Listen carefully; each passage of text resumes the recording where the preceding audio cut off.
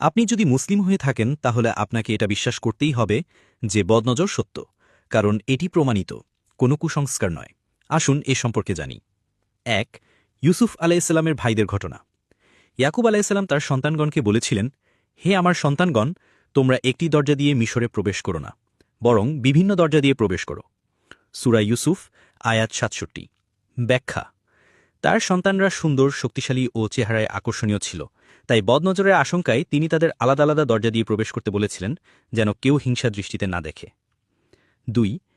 আবু হুরায়রা রাদিয়াল্লাহু থেকে বর্ণিত, নবী সাল্লাল্লাহু আলাইহি ওয়াসাল্লাম বলেছেন, বদনজর লাগা সত্য।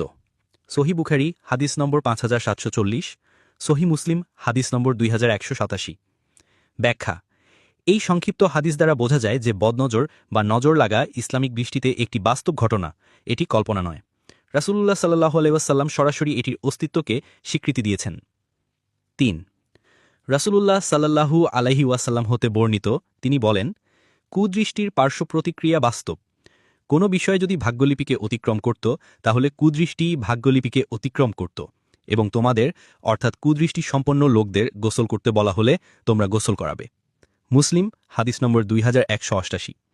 ব্যাখ্যা: যখন কেউ বদনজরে আক্রান্ত হতো, তখন যে ব্যক্তি সন্দেহভাজন হিসেবে বিবেচিত হতো, তার গায়ের পানি দিয়ে আক্রান্ত ব্যক্তি গোসল করত।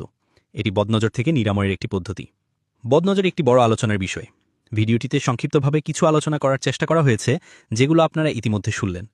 বদনজর বাস্তব ও ইসলাম স্বীকৃত একটি বিষয়। কোরআনের দোয়া এবং রাসূলের সুন্নাহ মোতাবেক এর চিকিৎসা নেওয়া উচিত। পরবর্তী ভিডিওটিতে আমরা বদনজর থেকে বাঁচার উপায়, কিভাবে নজর লাগে ইত্যাদি আলোচনা করব ইনশাআল্লাহ। তাই সেই ভিডিওগুলো পেতে ফলো করে রাখুন।